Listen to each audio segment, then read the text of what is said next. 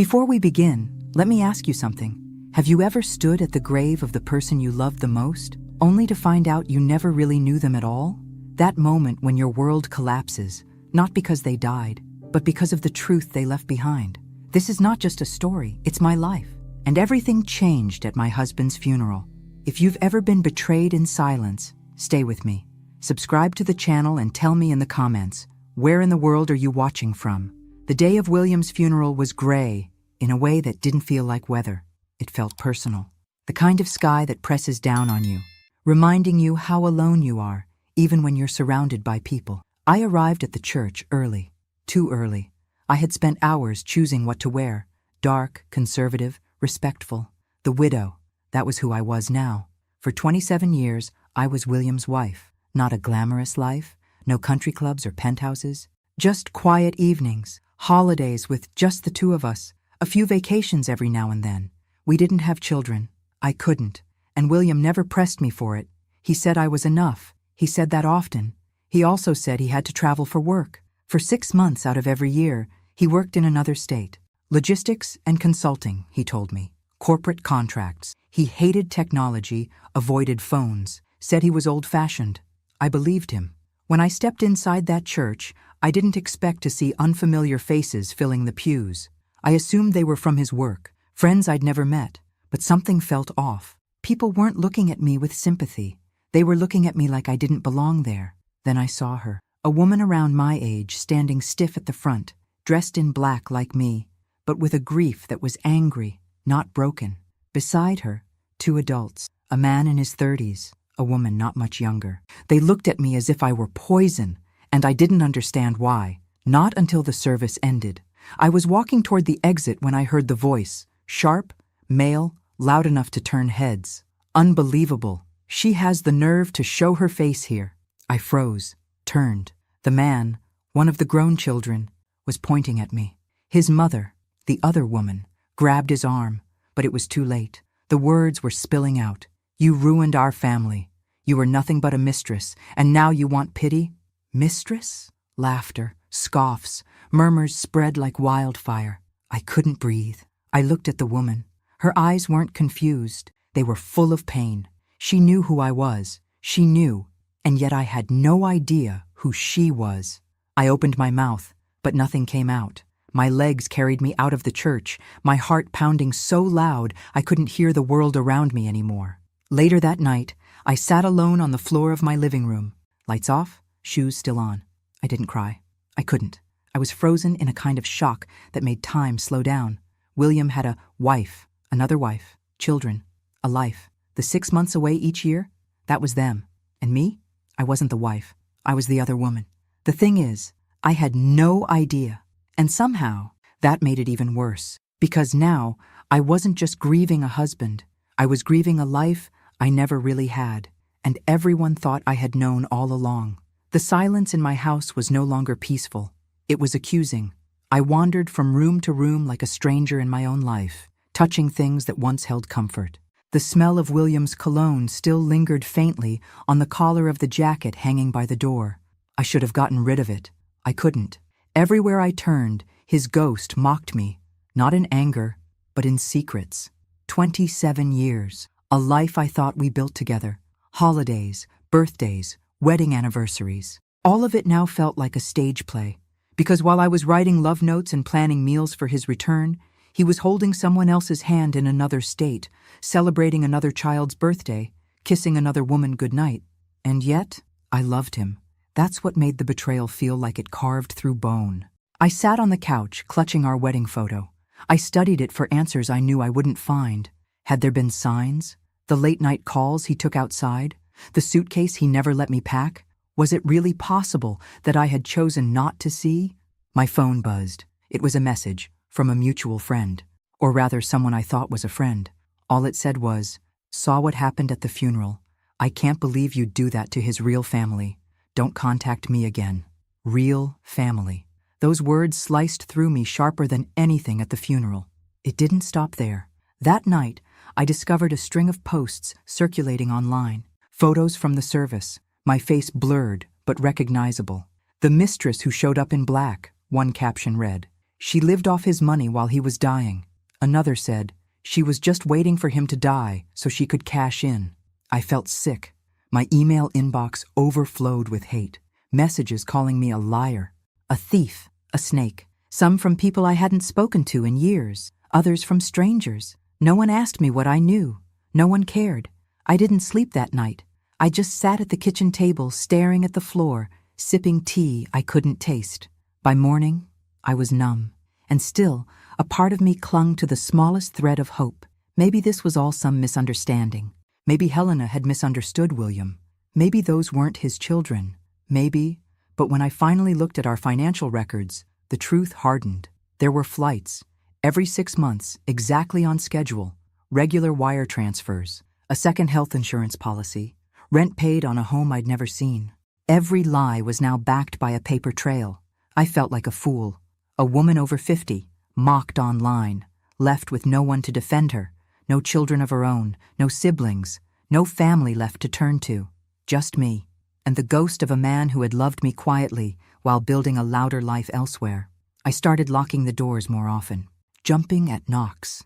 At the grocery store, I felt eyes on me. Whether they were actually watching or not, I didn't know.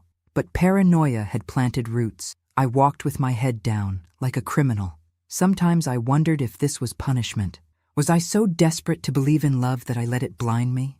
Was the comfort of our routine so soothing that I chose ignorance over suspicion? Or was I truly just a victim of a man's double life? I didn't have the answers. Not yet. But I knew one thing. The Margaret who smiled through pain, who stayed quiet to be polite, who trusted too easily, that woman had been buried right alongside William. The woman left behind? She was about to find out what it really meant to live in the aftermath of someone else's lies. The day of the will reading felt like walking into a courtroom where everyone already believed I was guilty. I almost didn't go. I paced around my house for an hour, keys in hand, coat draped over the back of a chair. I kept thinking, what's the point? Whatever William left, it wouldn't matter. Nothing could undo what he'd done. But part of me needed to hear it. I needed to know if he at least acknowledged me in some way. I needed a reason. A fragment of closure. The lawyer's office was downtown, in a cold brick building that smelled like dust and legal tape. I arrived last. The room was already full. Helena sat with her arms crossed tightly over her chest, flanked by her 2 adult children. Their children. I hadn't even learned their names yet. To me, they were still the son who yelled at me, and the daughter who wouldn't look me in the eye. They didn't acknowledge me when I walked in. I sat alone in the back corner, clutching my purse like it was a shield. The lawyer, an older man in a tan suit with weary eyes, cleared his throat and began. He spoke plainly, without drama. William's estate was significant. Multiple properties, investment accounts, retirement funds, stock portfolios. I knew some of this, not the scope, but I knew we'd lived comfortably. William was always frugal, always talking about saving for later. I just didn't know that later came with a landmine. He began listing assets. A house in New Jersey, left to Helena, a small trust for the daughter, another for the son. I thought, okay, that makes sense. They were his kids.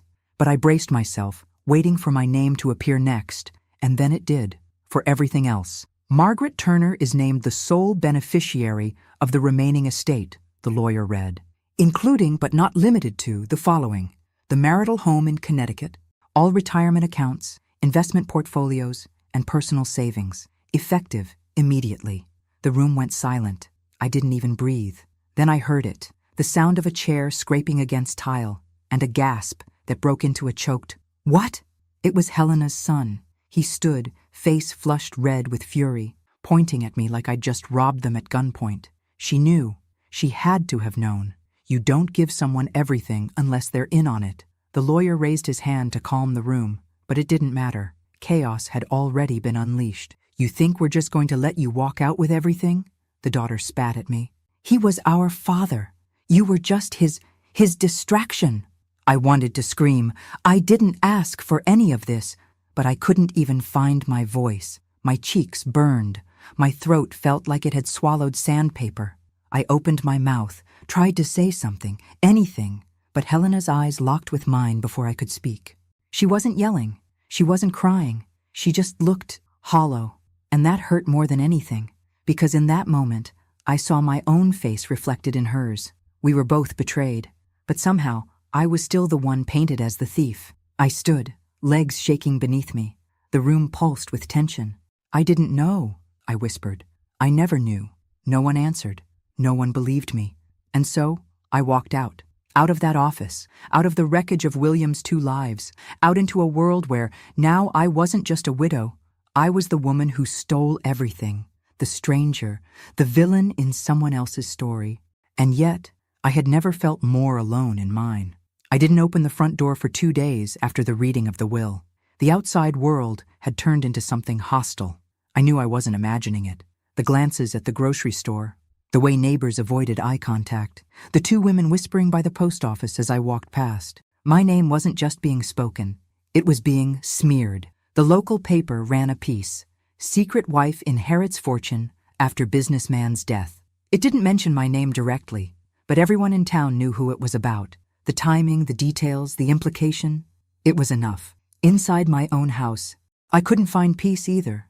Every corner reminded me of William, his slippers by the back door, his toothbrush still in the bathroom. I should have thrown it out. I didn't. I couldn't. Instead, I sat in the kitchen staring at a folder filled with bank statements, legal documents, and property titles, all now under my name. Millions. That word didn't even feel real. When we were together, William never lived extravagantly. He liked simple things. He'd clip coupons and complain about wasteful spending. We had no luxury cars, no designer furniture. But apparently, while he was preaching frugality, he was building an empire.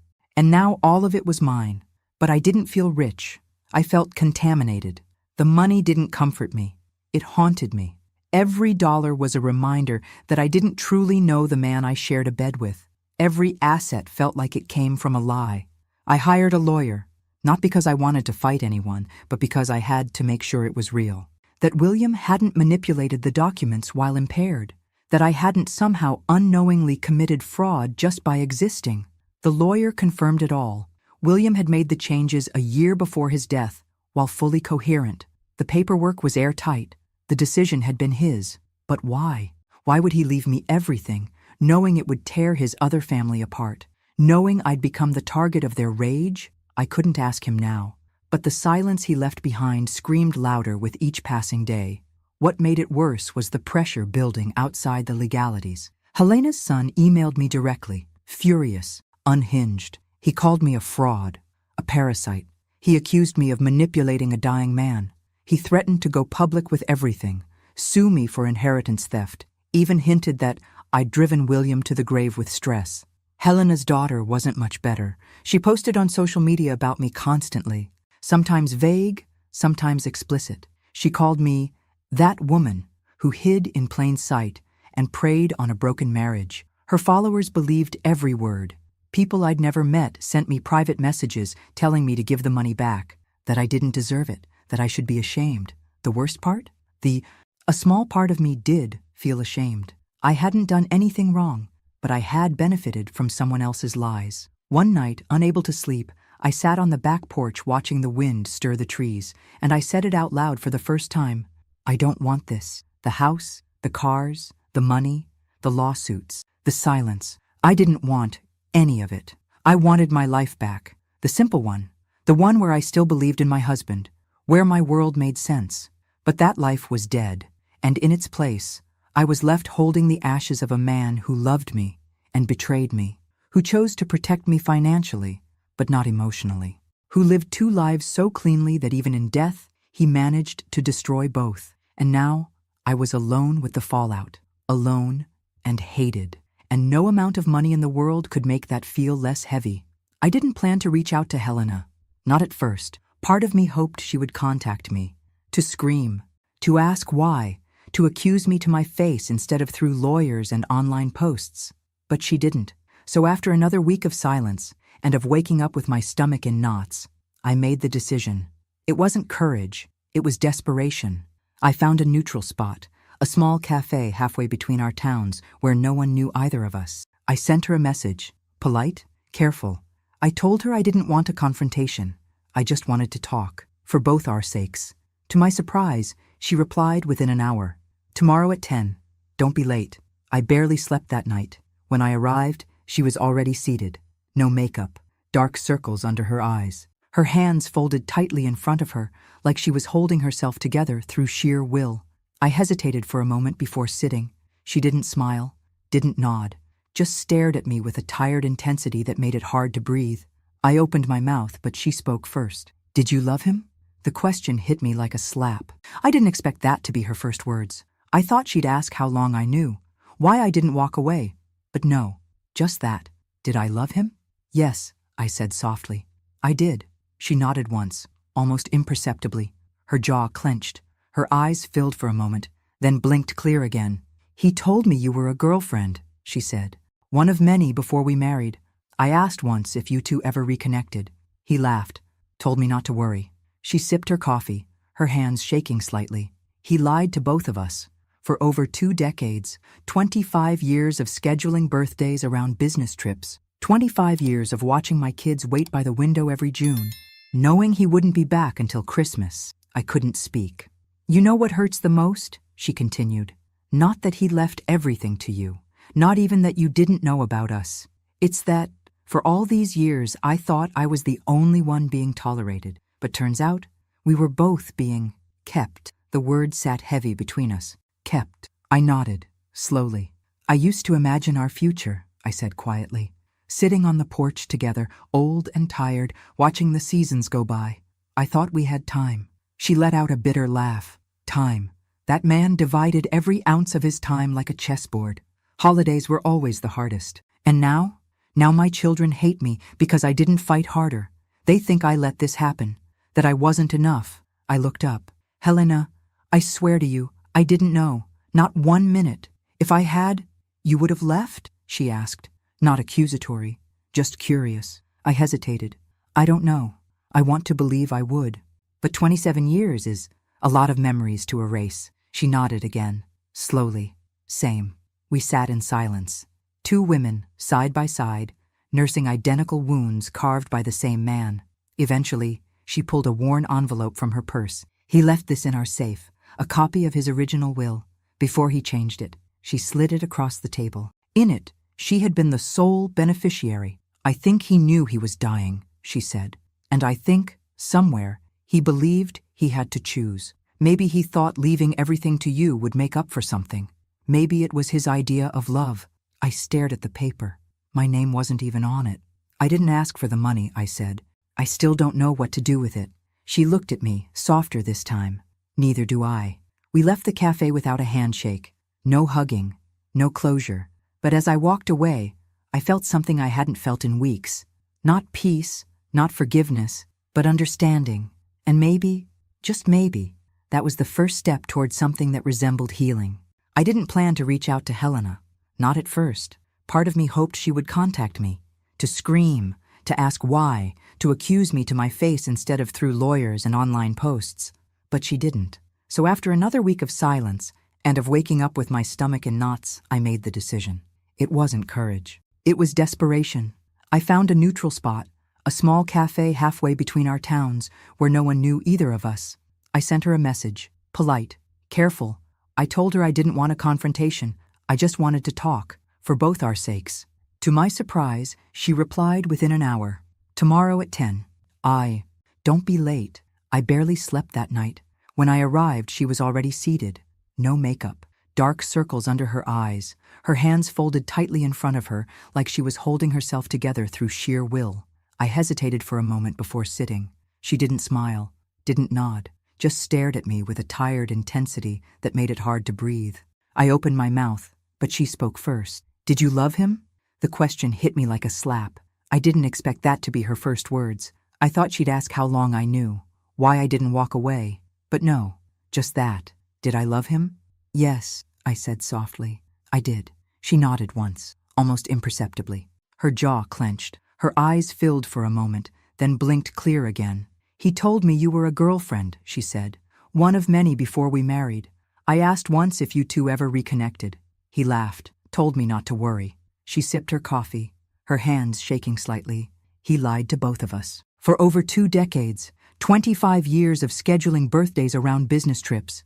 25 years of watching my kids wait by the window every June, knowing he wouldn't be back until Christmas. I couldn't speak. You know what hurts the most? She continued. Not that he left everything to you. Not even that you didn't know about us. It's that, for all these years, I thought I was the only one being tolerated. But turns out, we were both being kept. The word sat heavy between us. Kept. I nodded, slowly. I used to imagine our future, I said quietly. Sitting on the porch together, old and tired, watching the seasons go by. I thought we had time. She let out a bitter laugh. Time. That man divided every ounce of his time like a chessboard. Holidays were always the hardest. And now? Now my children hate me because I didn't fight harder. They think I let this happen, that I wasn't enough. I looked up. Helena, I swear to you, I didn't know, not 1 minute. If I had, you would have left? She asked, not accusatory, just curious. I hesitated. I don't know. I want to believe I would, but 27 years is a lot of memories to erase. She nodded again, slowly. Same. We sat in silence. 2 women, side by side, nursing identical wounds carved by the same man. Eventually, she pulled a worn envelope from her purse. He left this in our safe, a copy of his original will. Before he changed it, she slid it across the table. In it, she had been the sole beneficiary. I think he knew he was dying, she said. And I think somewhere, he believed he had to choose. Maybe he thought leaving everything to you would make up for something. Maybe it was his idea of love. I stared at the paper. My name wasn't even on it. I didn't ask for the money, I said. I still don't know what to do with it. She looked at me, softer this time. Neither do I. We left the cafe without a handshake. No hugging, no closure. But as I walked away, I felt something I hadn't felt in weeks. Not peace, not forgiveness, but understanding. And maybe, just maybe, that was the first step towards something that resembled healing. I didn't clean the garage door. For 3 days, I left the red letters smeared across the white panel, bold and angry, liar, like a brand on my soul. Neighbors drove past more slowly than usual. One of them offered to help paint over it. I declined, because part of me felt like I deserved it, and another part wanted the world to see it. To see what grief twisted into rage looked like. To see how a lie told by one man could unravel lives and leave a stranger holding the blame. But on the 4th morning, I woke up and decided I was done carrying shame that wasn't mine. I bought paint. I covered the letters. And for the first time in weeks, I looked in the mirror and didn't look away. That same day, I made a decision. If they wanted to make me a villain, I would respond like someone they couldn't define. I would not react. I would not apologize for things I didn't do. I would reclaim my life, one act at a time. I increased the anonymous donations. I transferred money to food pantries, shelters, senior homes. I funded therapy for widows, quietly, silently. I wasn't doing it to redeem myself. I was doing it because giving away pieces of that poisoned inheritance felt like cutting out thorns from my skin. But of course, it didn't take long for word to spread. Helena's daughter posted screenshots from court filings. She's trying to buy forgiveness, one post read. Guilt money, said another. Keep your dirty hands off our father's legacy. Then came the formal court notice. Helena's children were suing me, contesting the will. The grounds? Emotional manipulation, coercion of a vulnerable man, lack of mental capacity. I read the paperwork sitting alone in the same kitchen where William used to bring me tea. They were saying I manipulated him while he was dying, that I pressured him to change his will in my favor, that I isolated him from them on purpose. None of it was true. But truth didn't matter anymore. Perception did. I gave the papers to my lawyer, who assured me the case was flimsy. William's mental health had been intact at the time of the changes. There were doctor's records, witness signatures. Everything had been notarized. Still, I couldn't sleep, couldn't eat. I stopped opening the curtains, until one morning I found an envelope taped to my door.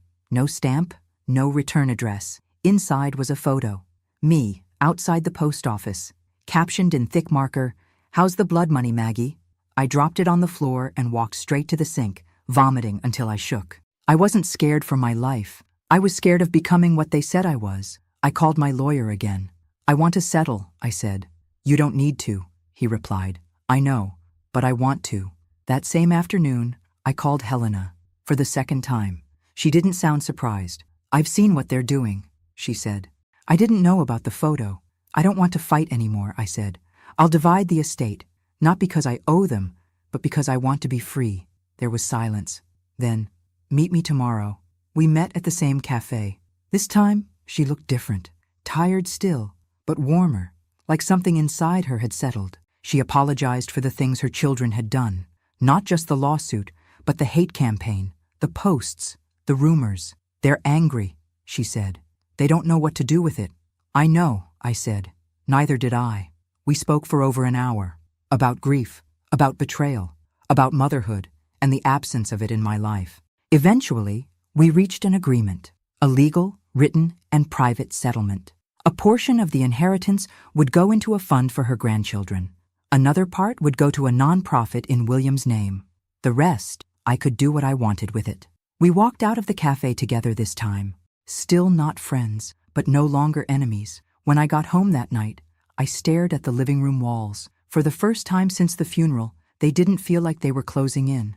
I still had no husband, no children, no old friends, but I had something better. A door that was beginning to open, and I was finally ready to walk through it. I didn't tell anyone I was moving. Not the lawyer, not the neighbors, not even Helena. I needed the quiet. I needed the clean break. Too many people had formed opinions about me based on things they didn't know. Too many faces looked at me with either pity or contempt. There was no in-between, so I packed my life in silence, carefully, methodically.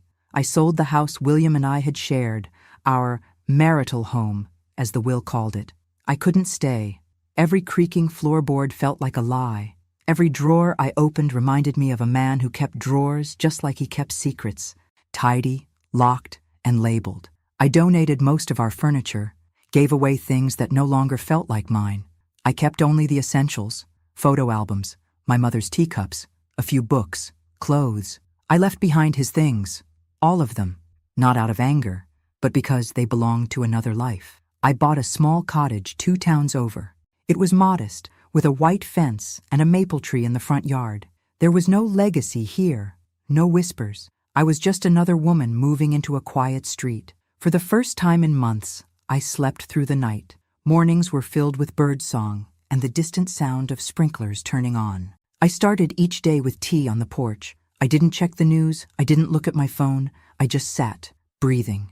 The first time someone waved at me on the street, a jogger passing by, I flinched, but she smiled, just smiled. No suspicion, no recognition. It felt like a small miracle. I found the local library and offered to volunteer. The director, a woman in her 60s named Ruth, welcomed me with open arms. She didn't ask about my past. She just handed me a box of returned books and said, "Think you can alphabetize these?" I nearly cried. I started helping in the children's reading room on Saturdays. The laughter, the movement, the life. It reminded me that there were still parts of the world untouched by betrayal. I adopted a dog, a mutt from the local shelter, medium-sized, golden with one floppy ear. I named her June, after the month everything fell apart, and the month I chose to rebuild. She followed me everywhere, slept by my bed, watched me with eyes that didn't judge. In time, Helena reached out. She'd heard about the move, asked if I was okay. I told her I was. Then, one Saturday, she came to visit. She brought cookies, not homemade, but from a bakery in her town she said I'd love. We sat on the porch, June at our feet, and talked for hours. Not about William, about books, about the news, about gardening, life. Her visits became monthly, then more frequent. One day she came with her grandchildren.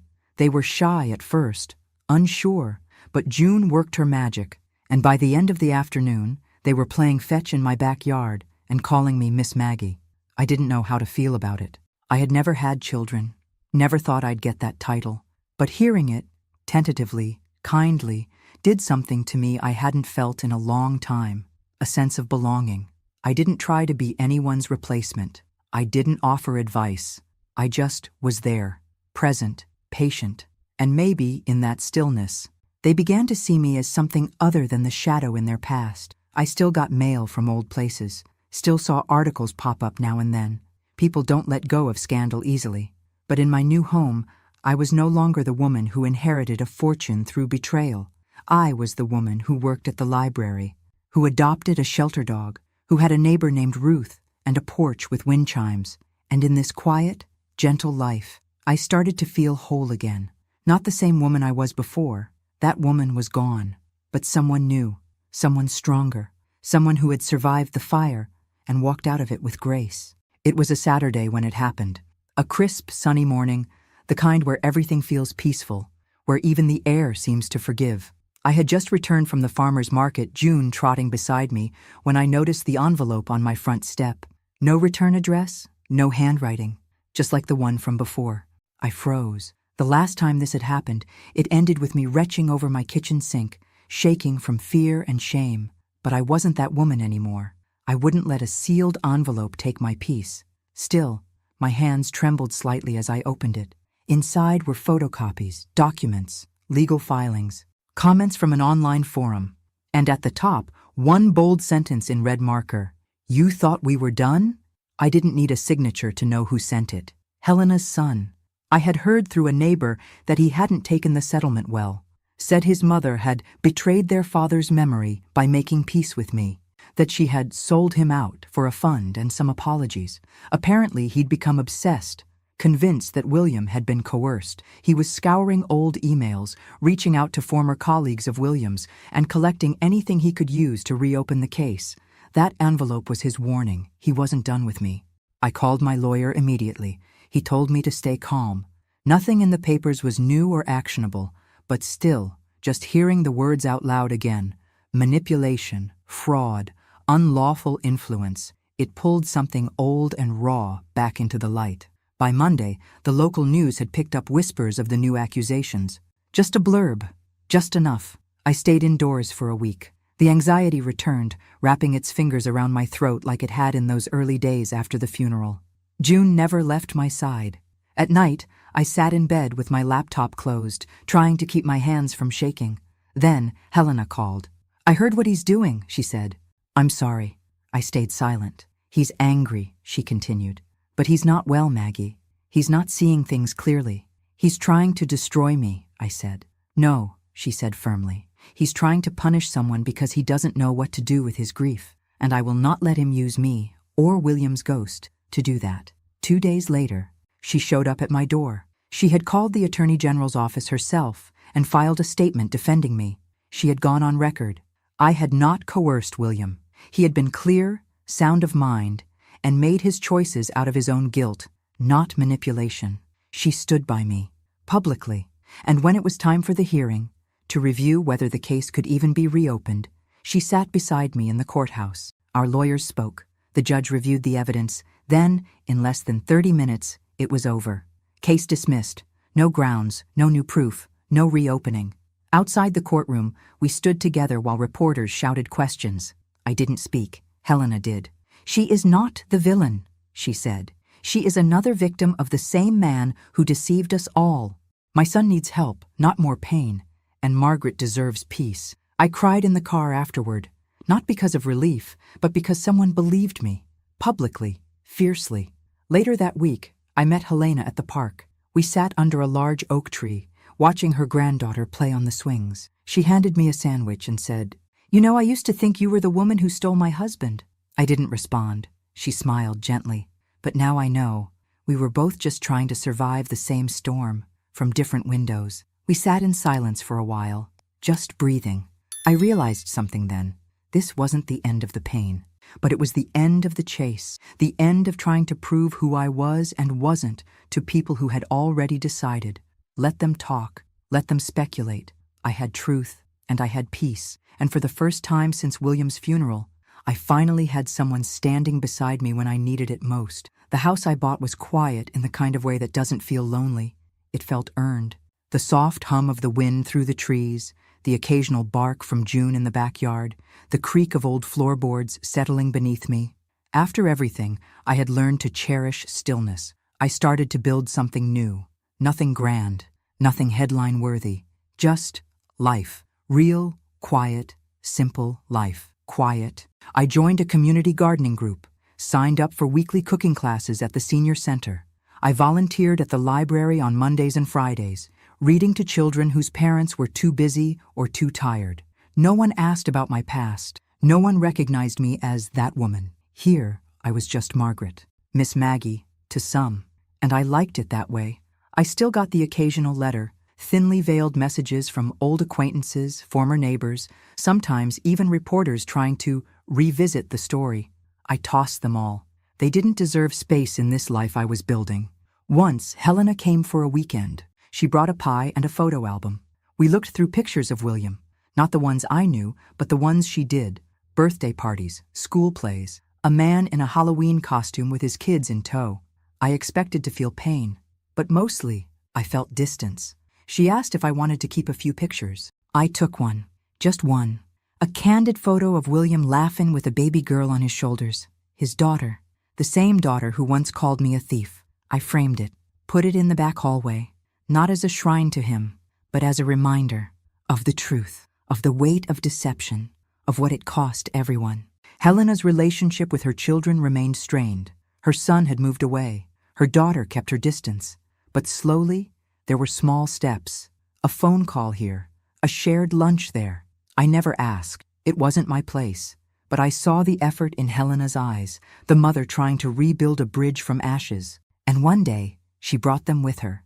It was fall, crisp air, leaves swirling like golden confetti. I had set the table outside. A simple meal, roasted vegetables, baked chicken, fresh bread. Helena arrived with her daughter and two small children. The same granddaughter I'd seen at the park. And a boy, younger, holding his mother's hand. I was nervous, so was she. But kids are funny. They don't carry the burdens adults do. The little girl ran to June instantly. The boy followed. Helena's daughter, the daughter, stood stiffly at first. Then, after some awkward silence, she looked me in the eye and said, "They call you Miss Maggie at the library." I nodded. "They like you," she added. Her voice was measured, controlled. "They're good kids," I said. We didn't talk about William, or money, or court cases. We talked about school lunches, about the weather, about dogs and books and recipes. Nothing that carried weight, but it was enough. After they left, I sat alone on the porch, wrapped in a blanket, a cup of tea in hand. The house was still, but not empty. I looked around at the home I had created, the shelves filled with donated books, the garden I'd started to plant, the rug June had claimed as her throne, the laughter that had, briefly, filled the air that afternoon. It didn't replace the past, it didn't erase the betrayal, but it gave me something else, a beginning. And for the first time, I let myself think, maybe I'm not just surviving anymore. Maybe, just maybe, I'm starting to live. The invitation came in a simple card, white with gold trim. Helena's handwriting neat and deliberate. Christmas Eve, dinner, bring June. No pressure, but we'd love to have you. I stared at it for hours, unsure whether to cry or smile. A year ago, I was the woman who had stolen her husband's legacy. Now I was being invited to her family's table. It didn't feel like a victory. It felt fragile. Still, I went. The drive was quiet. Snow lined the roads in soft layers, the world muted in winter's hush. June sat in the back seat, tail thumping every few minutes, her energy a comfort. When I arrived, Helena met me at the door, wrapped in a red sweater, her silver hair pinned back. She hugged me, not stiffly, not out of politeness. It was a real embrace, one that said, "I see you, and I don't resent you anymore." The living room was warm, full of soft music and pine-scented candles. Her grandchildren were already running in circles. Her daughter gave me a small nod from across the room. Not a smile, but not a glare either. And that was enough. Dinner was simple. Roasted turkey, mashed potatoes, vegetables, 2 kinds of pie. We ate, talked, passed plates like we'd done it 100 times. And yet, for me, every moment felt surreal. Halfway through the meal, the little boy, her grandson, turned to me and asked, "Are you really Miss Maggie from the library?" I laughed. "That's what they call me." He nodded, satisfied, then added, "Mom says you read the best stories." I glanced at his mother. Her eyes met mine. And this time, she smiled. Later, after the dishes were cleared and the kids were building a Lego tower near the tree, Helena sat beside me on the couch with a glass of wine. "You know," she said, "last year, I thought this night would never happen. I thought I'd never be able to look at you without anger." I nodded, quiet. "But now," she continued, "when I see you, I don't see betrayal. I see survival. I see grace." I felt my throat tighten. I looked at the tree, the lights, the stockings, this home, this family, so different from mine, so far from what I thought I'd have. And yet, here I was. "I never tried to replace you," I whispered. "I never even knew I had anything to replace." "I know," she said. "Now I do." We didn't speak after that. We didn't need to. Later, just before I left, her granddaughter came up to me with a handmade card, stick figures drawn in marker, one with a gray ponytail, the other with a floppy-eared dog. It said, "To Tia Maggie, Merry Christmas. Tia, Aunt." I stood at the door, card in hand, and my heart broke open. Not from pain, but from the gentlest kind of healing. I had been cast as the outsider, the threat, the thief. But here, in this moment, in this warm, imperfect, complicated room, I had a place, a new family, a new identity, one not built on someone else's secrets, but on my truth, my choices, and the quiet dignity of having endured. And as I drove home that night, snow beginning to fall again, I realized something. I had lost everything I thought mattered, and somehow I had gained something even more real. Spring arrived slowly, gently peeling back the cold from the earth. The maple tree in my front yard sprouted green leaves like tiny promises, and birdsong returned to the mornings. There was peace in the air, an unspoken understanding that some things end so others can begin. I walked June every morning through the neighborhood trails, waving to familiar faces, chatting with the librarian about new releases, helping children pick out books on rainy afternoons. No one whispered about my past here. No one asked about William. They knew me simply as Miss Maggie, the woman who read aloud with too many voices, who always had dog treats in her coat pocket, who smiled even when her eyes sometimes carried shadows. And that was enough. But it wasn't always easy. Sometimes the past came back in small ways, a memory, a photograph tucked in an old book, an article someone forwarded without thinking. Sometimes, at night, I would wake up reaching for a space in bed that no longer belonged to anyone. But the ache was different now. It didn't bleed. It pulsed. Quiet, manageable. I had learned to live with it. One afternoon, I sat on my porch with Helena. We didn't talk much anymore when we met. We didn't need to. The silence between us had shifted from awkward to sacred. We drank tea, watched June roll in the grass, listened to the laughter of her grandchildren in the yard. Her daughter had started coming by more often. Her son, still distant, had written a letter of apology, short but genuine. Healing was never linear, but it was happening. "I think about him sometimes," Helena said, watching the sky. "Not the lies, just the moments, the man he let us see." I nodded. "Me too." We didn't pretend the good erased the bad. We didn't wrap him in forgiveness he hadn't earned, but we acknowledged the pieces he left behind and the strength it took to rise from their ruins. "I'm glad we didn't let him take everything from us," I said quietly. Helena looked at me. "He didn't. We still had ourselves, and now we have this. This, an unlikely bond, born from betrayal but shaped by choice." When she left that day, I stayed on the porch long after the sun dipped low. June rested her head on my foot. The breeze carried the scent of blooming lilacs, the kind my mother used to grow. And I thought about the woman I was a year ago, the woman who stood at a funeral and learned that everything she knew was a lie, the woman who was humiliated, attacked, abandoned, the woman who inherited not just a fortune, but a curse. I had buried that woman, not with spite, with reverence, because she survived. And in her place, I had become someone stronger, someone who didn't need to scream to be heard, someone who didn't need to prove anything to anyone, someone who took a broken life and rebuilt it, one quiet, steady brick at a time. I hadn't just found peace. I had claimed it, on my terms, not by revenge, but by outliving the storm, by outlasting the whispers, by choosing to walk in truth when every lie had begged me to crumble. I stood, stretched, and watched the last light disappear behind the trees. Tomorrow would come, as it always did, and I would be ready. Thanks for listening. Don't forget to subscribe and feel free to share your story in the comments. Your voice matters.